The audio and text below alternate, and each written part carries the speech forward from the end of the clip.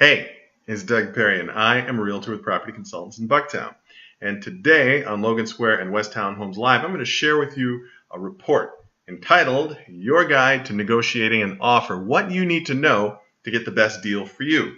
And this report is brought to you by House Logic, which is made possible by realtors. But before we get started, I have a freebie for you. So let me just lay this on you. It'll take you just a couple of seconds, and then we'll get right into the report.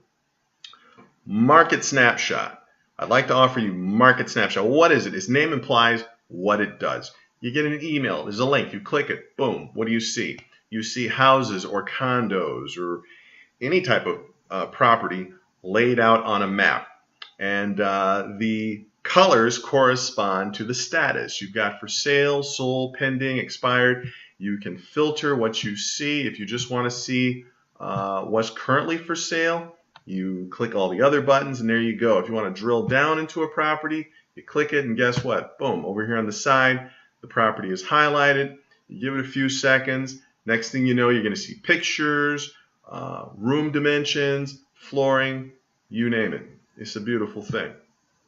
Now, if you've got school-age children, you'll also appreciate school information because it'll tell you how far the school is, what the student-teacher ratio is in some cases, and sometimes a score. And of course, you get all the neighborhood stuff such as restaurants, shops, stores, you name it. You can drill down. It'll take you to Yelp where you can see the reviews and the pictures and the menu and the hours. So Market Snapshot. If you think you'd like to have Market Snapshot, go ahead and click the link that's in the show notes.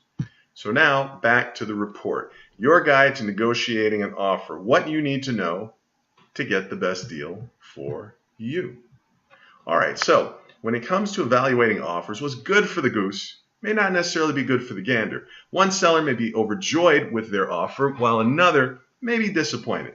That means in order to figure out whether an offer you receive is good and whether you should negotiate, you'll need two things. Number one, think back to your original goals and ask yourself whether this offer helps you meet them. Number two, get advice from your agent, who after all can help you get the best deal for your specific age, situation, wants, and needs. So what do you, the seller, need to know before negotiating with a home buyer? Well, we've got answers to some commonly asked questions. What's a counteroffer? Now, when you receive an offer, you can accept it as is, reject it outright, or make a counteroffer, a move that opens negotiations with the buyers. Now, unless you're being offered an amount equal to or above the full listing price, many buyers expect you to make a counteroffer, which is why a lot of people make an initial offer that's lower than the asking price, and why a lot of buyers make an initial offer that's lower than what they're ultimately willing to pay. Now, what should a seller prioritize? Before you start negotiating, you'll want to know what you're hoping to get from the buyer. Obviously, money is important, but it's not everything. There are other factors to consider when crafting a counteroffer, particularly timing. So, sit down with your agent and have an open discussion about your goals. Do you want more money? A faster closing period? Fewer contingencies? When you review these types of questions with your agent before you respond to an offer and have a crystal clear sense of your priorities, the negotiation process will go a lot more smoothly. Now, who has more leverage? Ready to play hardball? Hold up, slugger. First, you have to consider your position on the field. How much negotiating power do you really have? The answer depends on several factors. A lot depends on your local market conditions. If you're in a buyer's market, meaning the supply of home exceeds demand from buyers, you may have to make some concessions to secure an offer. If you're in a seller's market and homes are flying off the proverbial shelves, selling at or above list prices, you may be able to persuade a buyer to offer more money for the house, for instance, or to let go of some contingencies, aka provisions, that must be met for the transaction to go through. Your timetable will also impact whether you have the upper hand. If you're not in a rush to sell, you may be free to negotiate more aggressively. If you're in a time crunch because, say, you already bought your next home and don't want to pay two mortgages at one time, your hands may be tied. In any case, confer with your agent. They can help you objectively assess your position and determine the right negotiating strategy. How long can this go on? Don't worry, it may only feel like forever. When you make a counteroffer, the buyer can either accept the new offer, reject it, or make a new counteroffer. Sound familiar? This volley can go back and forth and potentially end in a stalemate, unless you or the buyer put an expiration date on your counteroffer. This can be a smart strategy for you as a seller because it puts pressure on the buyer to make a decision. It also gives you the ability to move on to the next bidder if the buyer tries to stall. Chances are they'll do this so they can look at more homes without giving yours up. It's not unusual for the first offer to be the best one, depending on market conditions, of course. And often, sellers see the most interest from buyers in the first month of the home being on the market. If you get a good offer right off the bat, start negotiating. You may get a better offer. On the other hand, you may not. Which negotiation tactics are most useful? The actual negotiation is the job of your agent, who will be experienced in real estate deal making. That being said, you should still strategize with your agent before they make that counteroffer for you. Here are 5 ways you can nab a better deal. Number 1, avoid making an emotional decision. It's easy to get caught up by the emotional bond you form with your home. The backyard just might be where you got married, and that cozy office could be where your small business was born. But the important thing to remember is this: you have to detach yourself from your home. This is business, nothing more. Number 2, know your bottom line. Before moving forward, figure out what you need to get from the deal at a minimum.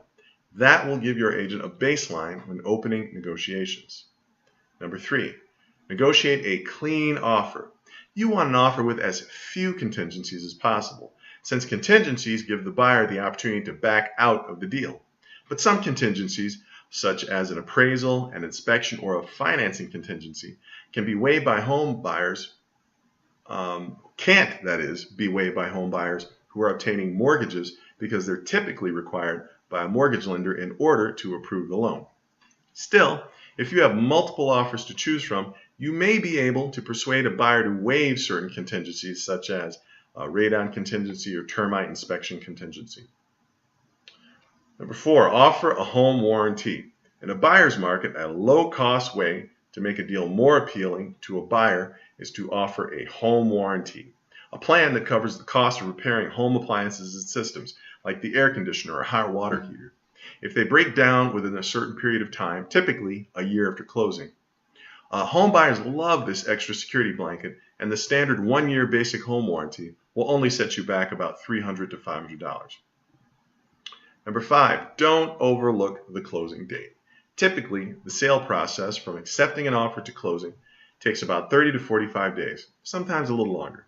But in most cases, the faster you can close, the better, especially if you need cash to buy your next home. A quick closing period has to be feasible for the buyer, however, and some types of home loans just take longer to obtain than others. Should I start a bidding war? If you have more than one offer on the table, you might be tempted to pit buyers against each other and watch them duke it out for your home. Anyone who's seen The Bachelor knows that kind of drama can be fun, after all. But think twice before you do. This strategy can backfire. Buyers may walk away in frustration. Rather than starting a bidding war, ask all buyers to come back with their highest and best offer. Offer by a certain deadline, say within the next 24 hours, and then choose the one that's right for you. Now remember, it's good to give and receive. And at the end of the day, receiving an offer is a good thing. It means you're getting closer to a sale. But remember, you may have to give a little in the negotiations too. Keep your head on your shoulders, don't make an emotional decision, and you'll be all the more likely to get what you want. So, I hope you found value in that.